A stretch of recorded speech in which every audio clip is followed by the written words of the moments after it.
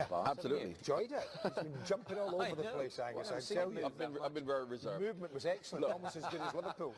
It was moving the same as Everton were, and obviously, and Arsenal.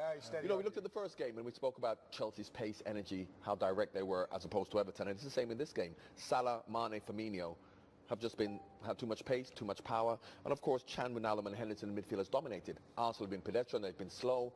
Sanchez is coming to try and get the ball everywhere. Liverpool really have just, and we said at the start, they blew them away in the first 20 minutes last year, and they've blown them away again. Yeah. And Arsenal don't have an answer. They've got no pace, no energy, no direction. They're very disappointing, but long may it continue. They haven't got an answer, have they, Arsenal? Well, you can't play the game without the ball. It's a good idea if you have a bit of the ball, but the defending's been atrocious. That's no defending. The high-level football, and I don't care, we're lucky enough to have played at a decent level. If you don't go touch tight to people in a penalty box, you end up getting beat, and that's what's happened. But for me, that performance in the first half it's unacceptable from Arsenal. Well, we talked about Holding. I feel sorry for the boy Holding. We said at the start, Mane's going to get at him before the game even started, and that's how it's turned out. Yeah. So if we know that, exactly, why don't they know that and give them a little bit of protection if necessary? But it's, I try to look for things. I was just before the second goal, I was looking for things to say that might convince me. And I always think with Liverpool, and as well as I've played, John, I always feel that they've got one speed in their game, and that's overdrive. Yeah. Right? Yeah. And managing a game is more difficult for them. Yeah. And that's why I still think they give you a chance. I mean, this is what you talk about, Mark, and you're talking about this, Paul, weren't you? It really was. If you look at Holding here, he's actually got him. He actually looks over his shoulder. If you just watch, you can see him coming all the way. You can actually see him. And he just lets him run. Yeah, there's a glance over his shoulder to see where. Well, because Oxlade-Chamberlain comes in and picks up Mane. Absolutely. And then that should have released Holding into Firmino. This Arsenal team is designed to keep possession. If you look at the players that left, Xhaka likes to take his time on the ball. Ramsey's good on the ball. On the counter-attack, when Liverpool gets it, they're not playing a very slow build-up game like Arsenal. They're very direct. Xhaka can't keep up with them. Ramsey can't keep up with them. The back three can't keep up with them. So, as I said, this Arsenal team is designed to be fairly decent in possession, but out of possession they cannot live with Liverpool. Well, 5 passes was it for the second goal? And you just talk about that stretching Arsenal counter-attack. Absolutely, and it's not even the 5 passes, the direction of the passes, all forward passes. All forward. And there's so much gap in between. Here you can see they win the ball here, and look how open Arsenal are. I don't. As being an ex-midfielder, if you're playing that, somebody's got to hold the middle of the pitch. Yeah. It's absolutely, that is wide open. That's unbelievable how a top team can play like that. I mean, if John said there, 5 passes in up the pitch. All forward passes. I don't think Arsenal have got any nastiness in their game. They haven't, and there's not one of these players receiving the football who's ever under pressure. Yeah. Not one. Absolutely. The whole length of the pitch. Yeah. The 5 players that touched the football had the ability to take touch if they want it, turn, pick a pass and play it. And then once he got like this, shocking. I think he's backed off. Yeah, he's scared of the pace. Yeah. Now Arsenal haven't got any defensive players apart from the back three. And if you may say Liverpool with Wijnaldum, Chan and Henderson may not have any defensive players, but what they have, they've got energy. And those 3 midfield players work hard. They close down, they get back. Whereas the Arsenal midfield players, Ramsey isn't going to close down, neither is Xhaka. They want to play at their own pace, and this game is suited to Liverpool. Even that second goal, now Holding, if you're at Arsenal, you must be at Arsenal for a reason. Yeah. He knows Mane's right-footed. He must know Mane's right-footed. He has got to show him down the line. Oh, the commentator says it. This is a stock goal. So if the commentator who's sitting up in the grandstand looking says this is what he does, surely if Holding doesn't know that, somebody in the coaching staff is saying to him, when you get one-on-one with Mane, which you probably will today, because that's the nature of where you're playing and where he plays, overemphasise the left side and send them there. Send them down there. Yeah. The players who play for Arsenal, he said the players who play for Arsenal are good footballers. He's probably looking at Holding and say he's decent on the ball, he can bring the ball out. You know he doesn't like defenders who defend, he wants you to be good on the ball. And as long as you're good on the ball, you've got a chance of playing for Arsenal. And I'm sure they're all good on the ball, but they can't defend. Midfield players can't defend, the defenders can't defend. But you've got to defend. That's part of the game. That's what I don't get in the modern day game. People forget the art of defending. Yeah. Particularly for the defenders. I think if that's up against Lee Dixon, for example, whatever, I'm pretty sure Lee Dixon would have showed them down the line. Even in the build up to this game, I think if you're doing your analytical stuff, yeah, you'll say, listen, we can't leave Holding in a 1v1 with Manny. We'll put Bellerin over there. Yeah. One guy that might match him with speed. Yeah. That's or even when you're playing that attack, you know, when you're preparing for a break, so you're tight enough, Paul. So if it comes out 1-2, you can at least make a foul. I mean, that doesn't sound good, but that's what you have to do sometimes. Absolutely. But the boy needs they were protection. so wide open. The boy needs protection. 1 against 1 with Mane is harder for anybody else. And you think about what are the people in front of him who are going to come back. John. The right wing back, you know, Oxlade-Chamberlain alongside him, a midfield player. Give him a little bit of support. So often he's been isolated because Arsenal do not have the personnel to play that way. And you look at the bench now to say who can come on to change that. Very much like Everton, there are no changes to come on to make it defensively better. You Not defensively. Giroud coming on, Lacazette coming on, 4 at the back, hit long balls, play a bit more direct. You'll cause Liverpool problems. What one of the Arsenal players will get into the dressing room half time and go, point a finger. Not allowed. I guarantee, not allowed. Not one of them looking at that will get in that dressing room. But Paul, they wouldn't be allowed because the manager wouldn't allow it. No one will say a word. It'll all be... Well, the coach, Arsenal's got a massive 15 minutes. I believe he's got a massive 15 minutes coming up. He has to do something. Because when you look at that record we were talking about, the worst of the top 6, and I know, John, you're saying, look, you've got to beat all the other teams. But if Arsenal are not going to beat... but I don't think they'll... More like third from bottom, not third for Arsenal. John Barnes will be licking his lips and enjoying a big post-match debrief on that one, alongside Paul Lambert. 4-0 Liverpool winners over Arsenal today at Anfield. Them away in the first 20 minutes last year, and they've blown them away again. And Arsenal don't have an answer. They've got no pace, no energy, no direction. They're very disappointing, but long may it continue. They haven't got an answer, have they, Arsenal? You can't play the game without the ball. It's a good idea if you have a bit of the ball, but the defending's been atrocious. That's no defending. The high-level football, and I don't care, we're lucky enough to have played at a decent level. If you don't go touch tight with people in a penalty box, you end up getting beat, and that's what's happened. But for me, that performance in the first half it's unacceptable from Arsenal. Well, we talked about Holding. I feel sorry for the boy Holding. We said at the start, Mane's going to get at him before the game even started, and that's how it's turned out. Yeah, so if we know that, exactly, why don't they know that? When we're forward to that, well, what a terrific afternoon it has been for Liverpool, beating Arsenal 4-0 at Anfield. Here's captain Jordan Henderson in just a moment. What sort of a statement John Barnes of Liverpool just made by that performance? Well, it's difficult to tell because it didn't really surprise me. I was surprised in the way Arsenal played, but I wasn't surprised in the way Liverpool played. And I've said at the start, and I'll say again, Arsenal, Man City, Chelsea, Tottenham, we will play this way. And if those teams show the same attitude that Tottenham will, they'll get 3 and 4 as well. A statement for me would be when we pick up results, when we don't play well against West Brom and the so-called lesser teams who sit back, defend deep, and they don't allow Liverpool to break at them. They don't give them any space. And if Liverpool can win those games, that for me is a bigger statement than he saw today. Well, there'll be better teams than Arsenal were today. Those teams you It's mentioned. not a question of being better. It's a question of showing the heart and determination and desire, which Arsenal didn't show. So the teams will be better than Arsenal in terms of their attitude and their commitment, not in terms of the quality, because Arsenal have got lots of quality.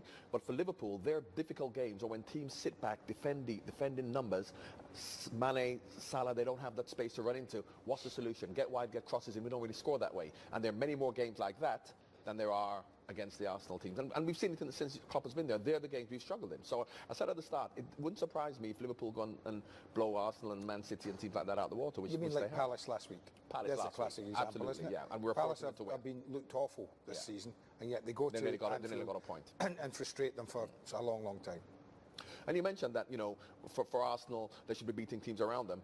If Liverpool beat all those teams around them, but they don't beat the other 10 teams, that's no good. So the statement for me would be when they can start to pick up them away in the first 20 minutes last year, and they've blown them away again. They didn't play well, Arsenal haven't picked up the results, whereas they've got no pace, no energy, no direction. Well, it was a great very disappointing, but long may continue.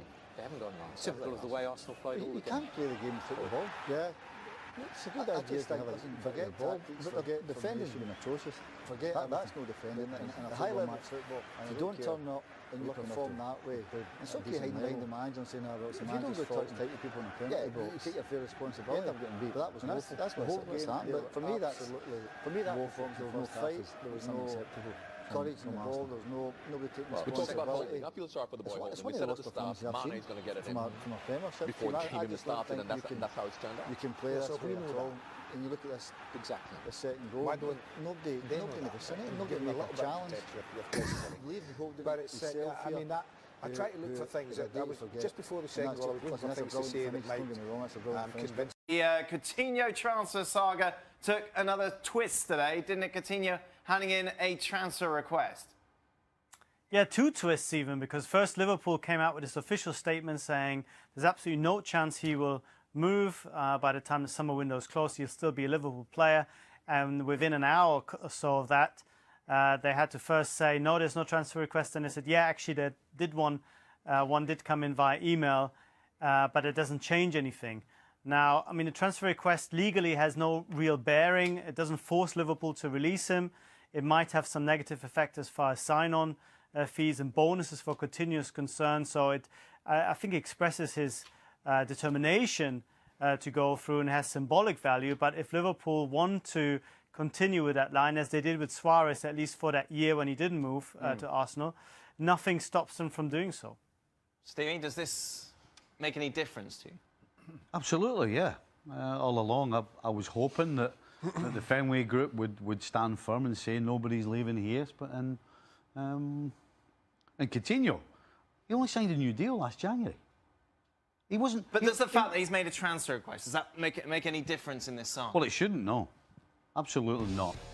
Absolutely 100%. As much as Liverpool have been resolute in this, and we're not selling him for any figure, surely an unhappy player has a risk of upsetting things more than cashing in now and trying to at least bring in some new players before the start of the season. You know what? Sometimes you have to do the right thing, and there are always consequences for your actions when you do that. And part of that might be he might be upset for a little period, but you know what? He's the highest paid player in Liverpool's history. I think that might cushion the blow a little bit, and it certainly should. And Liverpool have to stick with it, stick to their guns, and don't let him go. Do you think he's staying? It looks like it. It looks like they're going to say, no, we're fixing our bayonets. Yeah. Fenway Group and say, no, you're not going. The point you made is the difficult situation here, because you could have... We don't know Philippe Coutinho personally. We don't know his mindset. We don't know his attitude. We don't know how he'll react to this. I can understand the player. I'm in Barcelona, for God's sake. As big a club as Liverpool are, they've been starved of real success from his days when they were lifting European Cups almost every year and running away with which was the First Division then, now the Premier League. All of a sudden, Barcelona want you. Your mindset changes. Now, if they don't sell him, what kind of Philippe Coutinho are they going to have? As Stevie said, will he be in the huff for a month? Yeah. A week? 6 months? Or are you going to have a guy who you're going to get over 100 million for now, who's probably going to be worth half that in 12 months if his attitude stinks? That's the big risk. How much of a difference, Shaq, does it make the fact that it's the World Cup next year? So Coutinho's thinking not only about that, obviously, but if he stays at Liverpool, he can't really sulk because he still wants to make an impression. Well, I think he has to. Philippe Coutinho quite clearly has his own future in his hands here. I mean, at the same time, I don't think Coutinho has been as good post-injury as he was pre. Does he go to Barcelona? Does he just sit on the bench? Does he rediscover his form? All these are things for him to consider. Now, I'm with Stevie here, and as much as when a club like Barcelona come calling, you know heads are going to be turned. But he signed a new deal 6 months ago, 7 months ago, and now all of a sudden... But Barca weren't interested then? Yes, but at the same time, you signed a deal 7 months ago. That doesn't matter. Come on, Shaq. No, if you're thinking that my future lies somewhere else, whether there's printed interest or not, then see it out. I'm sorry, you can't make this kind of an about turn, a total 180 in 7 months. I don't care. I have no sympathy at all. We need to get in the real world here. These contracts are not worth the paper they're written on. Well, we can say that. I'm fine we say that. What's the point of having a contract? But then, exactly. I'm just saying they're not worth it. Whether a player signed 6 months ago, 3 months ago, or a month ago, heads will be turned when bigger, better, more successful clubs come on the market. It's just... It's rational business sense and rational career sense. Understandable, but at the same time, contracts have value. If you don't, and if players start neglecting the value to those contracts, clubs can then turn around and say, well, you haven't been playing well for the last 9 months, we'd like to terminate it. That's different, isn't it? Hold on. It's just not the that, way it that exists. That exists in the US. That is how contracts work in NFL. Contracts are not guaranteed in NFL in the US. And as rich as players get, clubs still have a lot of power. Now, if players want to kind of throw away the value of that contract, that's what they're flirting with. We've got to move on. I think we've learned that Coutinho is not a good servant to. Tug of war for Philippe Coutinho continues.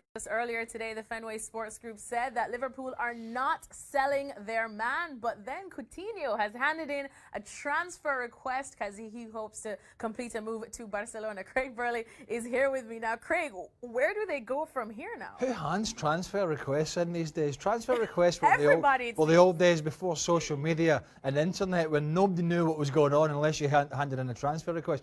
Everyone and his dog knows what's going on with everybody now. Who's unhappy, who wants to leave, who's swinging the lead and not showing a good attitude and all that. So I don't quite see the credibility in a transfer request. I wouldn't even know how you did it, having never did one myself, never put one in myself. But, you know, I think the Fenway Group so far, Liverpool and Klopp, have been very strong. If they can see this out, it will be incredible. But the problem they've got is, and it's what we've talked about on the show with Ousmane Dembele at Dortmund, who apparently is on the missing list, and Virgil van Dijk at Southampton, and the list goes on, is if you deny a player such a big move, and we're talking Barcelona here, who wouldn't want to move from Liverpool to Barcelona, is what kind of Philippe Coutinho are Liverpool going to be left with if Klopp, and more importantly the Fenway Sports Group, deny the player the transfer to Barcelona? What Coutinho are they getting left with? And that is the difficulty for owners and for managers, is that of course they want to keep him. Why wouldn't you want to keep your best player? But what's the mentality, what's the attitude of Philippe Coutinho if come the August 31st transfer window, whenever it is, and he's still a Liverpool player? What are the Kop getting? I don't know. Nobody has the answer to that. Only Philippe Coutinho has the answer to that question, and that's the difficulty, because you've got £100 million plus player in this market that could turn into a 30 or 40 million pound player within 6 months or 12 months if his attitude rots and his contract starts to run down.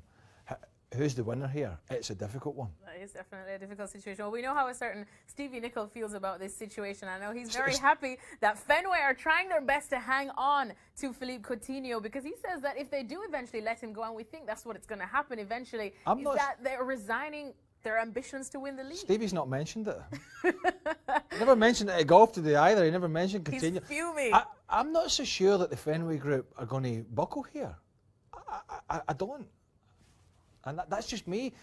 You know, the price is big already, reportedly. I'm not sure the Fenway Group are going to buckle unless they can clearly see that they're going to have a bad apple. Now, I'm not suggesting he is, right? But they could have a bad apple on their hands, which is going to be relatively useless if he says, well, stuff you, Liverpool, and your owners, and stuff you, Jurgen Klopp, because I wanted to go to Barcelona, one of the best clubs in the world, and you didn't let me.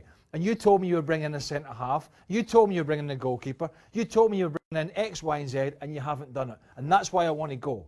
So this is where it's going to be difficult. And I wouldn't want to be in Jurgen Klopp's situation. He's trying to prepare for the summer, for the season, and arguably his most talented player is in a real tug of war here.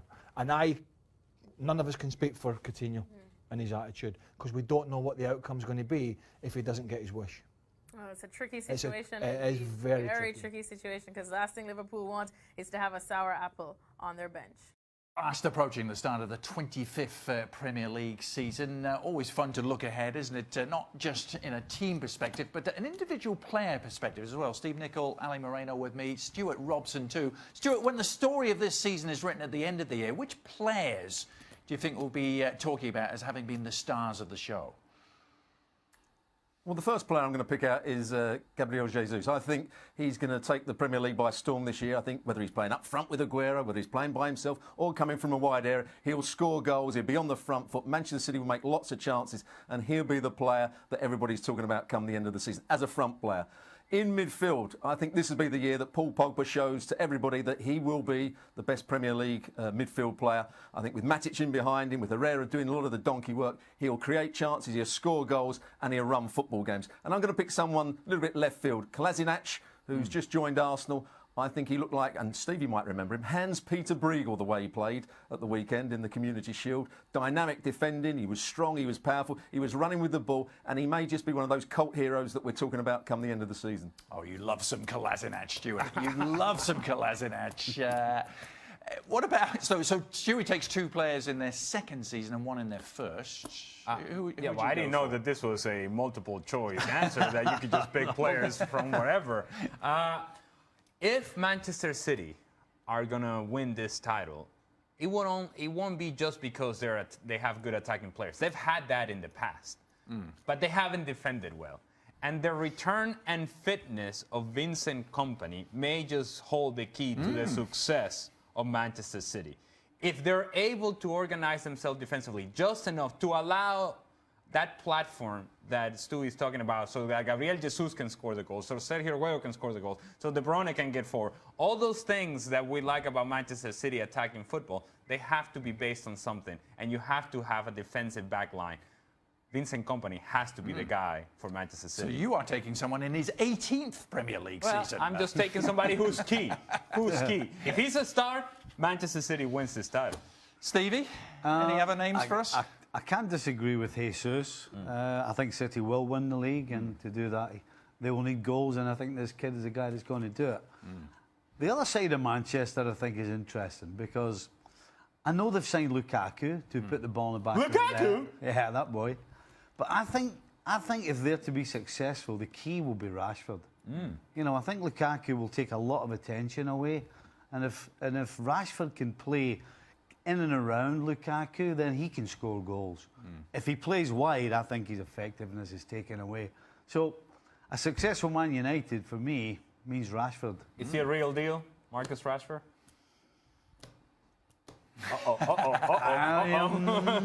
I'm not about to say. I think he's got all the qualities.